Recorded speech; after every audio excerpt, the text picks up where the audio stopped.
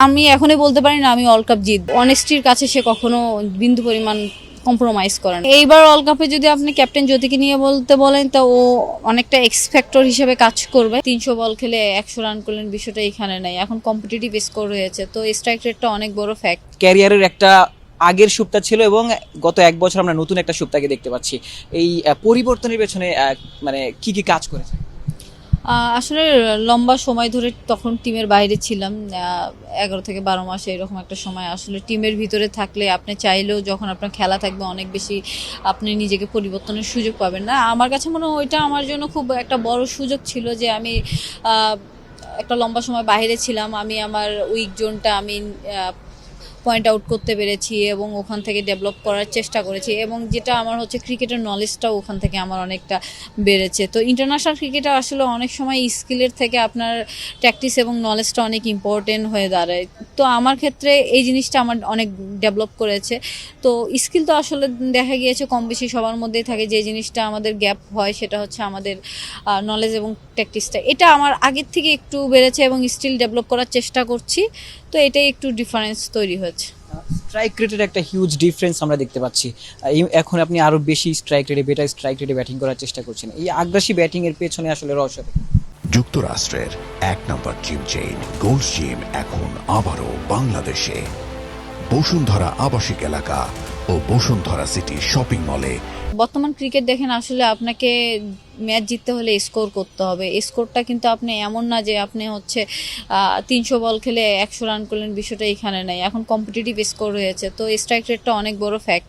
তো এখন ভালো ক্রিকেট শুধু স্কোর করা না, আপনি কত বেটার স্ট্রাইক রেটে রান করেন এইটা টিমের জন্য ইম্প্যাক্ট হয়। তো ইম্প্যাক্টফুল প্লেয়ার না হইতে পারলে আসলে অ্যাজ এ প্লেয়ার হিসেবে আপনি ম্যাচ উইন করতে পারবেন না। হয়তো রান করাটা ইজি হয়ে যাবে, বাট আপনার জিততে হলে আপনার অবশ্যই স্ট্রাইক রেটটার দিকে নজর দিতে হবে। সেদিক থেকে তো অবশ্যই মানে রেগুলারই চেষ্টা করছি স্ট্রাইক রেটটা ডেভেলপ করার জন্য। ইন্টারন্যাশনাল ক্রিকেটে আরও ডিফিকাল্ট, যখন আপনি টপ 4-এর সঙ্গে খেলবেন এটা তখন আরও ডিফিকাল্ট হয়ে যায়। তো কাজ করার অনেক সুযোগ আছে, স্টিল ডেভেলপ করারই চেষ্টা করছি। আন্তর্জাতিক ক্রিকেটে লাস্ট 5 ম্যাচে আপনার 57 রয়েছে, 67 এবং 94, একটা সেঞ্চুরির আক্ষেপ রয়েছে। ওয়ার্ল্ড কাপে দেখা যাবে আশা করছি, এবং সেটা যেন আমাদের জয়ের ক্ষেত্রেও ভূমিকা রাখে। এরকম একটা কিছু করতে পারলে সব থেকে হ্যাপি লাগবে।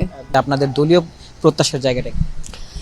আমি সবসময় বলি যে আসলে সবসময় প্রত্যাশা আসলে দলীয়ভাবেই হওয়া উচিত, এবং দলীয় গেমগুলোতে আমরা দলগতভাবে না জিতলে আসলে আলটিমেটলি আমার ব্যক্তিগত কোনো পারফরমেন্সে কাউন্টেবল হবে না। আমার কাছে আশাবাদী আমি যে আমরা 3টি ম্যাচ জেতার সম্ভাবনা আমাদের আছে, এবং 3টি ম্যাচ আমরা জিততে পারলে আমরা ওয়ার্ল্ড ক্রিকেটে একটি নতুন হয়তো জাগরণ তৈরি আমি করতে পারবো। কারণ আমি এখনই বলতে পারি না আমি ওয়ার্ল্ড কাপ জিতবো। আসলে আমি রিয়েলিস্টিকে যেটা আমার আসে সেটা হচ্ছে আমরা হয়তো 3টি ম্যাচ জেতার সম্ভাবনা আমাদের আছে। শেষ দুইটা কোশ্চেন। লম্বা সময় ধরে জাতীয় দলে খেলছেন, অভিজ্ঞতাও ভান্ডারটাও আসলে সমৃদ্ধ। ক্যাপ্টেন জ্যোতিকে নিয়ে কি বলবেন, তার ক্যাপ্টেন্সি নিয়ে কি বলবেন?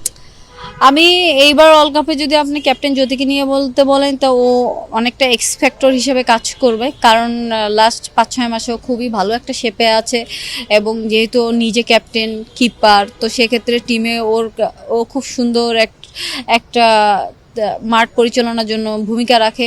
সেই সঙ্গে ও নিজে যেহেতু পারফরমেন্স করে, ওর অ্যাজ এ অধিনায়ক যখন ও পারফরমেন্স করে ওর কাজটা আরও সহজ হয়ে যায়।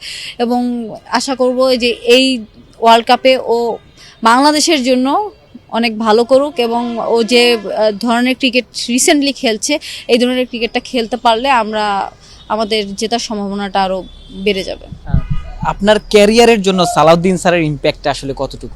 অনেকটা। এটা হচ্ছে শুধু ক্যারিয়ার না, ক্রিকেট শেখার না, আমার জীবনের অনেক কিছুই শেখার ক্ষেত্রে স্যার আমাকে অনেক অ্যাজ এ অভিভাবক হিসেবে অনেক কিছু শিখিয়েছেন। ক্রিকেট নলেজ বাড়ানোর থেকে শুরু করে ক্রিকেটটা আসলে খারাপ সময়টা কিভাবে ডিল করতে হয়, সেটা পারিবারিক হোক, খেলার মাঠে হোক, বা আপনার যে কোনো জায়গায় হোক, নিজেকে কিভাবে কাম অ্যান্ড কুল রাখতে হয় বা নিজের দায়িত্বটা কিভাবে পালন করতে হয়। তার থেকে সবথেকে বড় যে জিনিসটা শিখেছি অনেস্টি। তো অনেস্টির কাছে সে কখনো বিন্দু পরিমাণ কম্প্রোমাইজ করে না। অ্যান্ড আমার কাছে মনে হয় একটা মানুষ অনেস্ট থাকলে তার সর্বস্ব হারিয়ে গেলেও সে নিজের কাছে অনেক একটা শান্তি ফিরে পায়। লাস্ট কোশ্চেন, সালাউদ্দিন স্যার এই মুহূর্তে জাতীয় দলের সাথে রয়েছেন, আপনারাও বিশ্বকাপে খেলতে যাবেন। বাংলাদেশ দল এশিয়া কাপের ফাইনালে ওঠার একটা পথ তৈরি হয়েছে, বাংলাদেশ অনেকটা এগিয়ে রয়েছে সুপার 4-এ। তো বড় ভাইরা আসলে সেখানে কতটুকু ভালো করতে পারে কিন্তু আপনার প্রত্যাশার জায়গাটা? আপনি যদি বলেন যে আপনি দেখবেন যে বাংলাদেশ মেন্স টিমে কিন্তু রিসেন্টলি একটা বড় পরিবর্তন হয়েছে। আমাদের বাংলাদেশ টিমটাকে যারা এত দূর নিয়ে এসেছে তারা অনেক কয়জনই কিন্তু অলরেডি অবসরে চলে গিয়েছেন। সেখান থেকে এখন যে এই বাংলাদেশ টি-20 টিমটা কিন্তু আপনি যদি দেখেন যে রিসেন্টলি তারা কিন্তু এসে আপনি শ্রীলঙ্কাকে হারিয়েছে, পাকিস্তানের সিরিজ জিতেছে এবং একটা ম্যাচ গ্রুপে প্রথমে স্টেজে শ্রীলঙ্কার সঙ্গে হারার পরে সেকেন্ড স্টেজে এসে শ্রীলঙ্কাকে যেভাবে ডমিনেট করেছে এবং আমি আশা করছি যে পাকিস্তানকেও তারা পাকিস্তান বা ইন্ডিয়ার মধ্যে তারা হয়তো একটা ম্যাচ জিতলেই হয়তো তারা ফাইনালে যাবে এবং আশা করছি এবং বিশ্বাস করছি যে বাংলাদেশ ফাইনালে যাবে এবং বাংলাদেশ ফাইনালে গেলে এর থেকে আর আসলে এই সময়ের ভালো ক্রিকেট খেলা আর হয় না।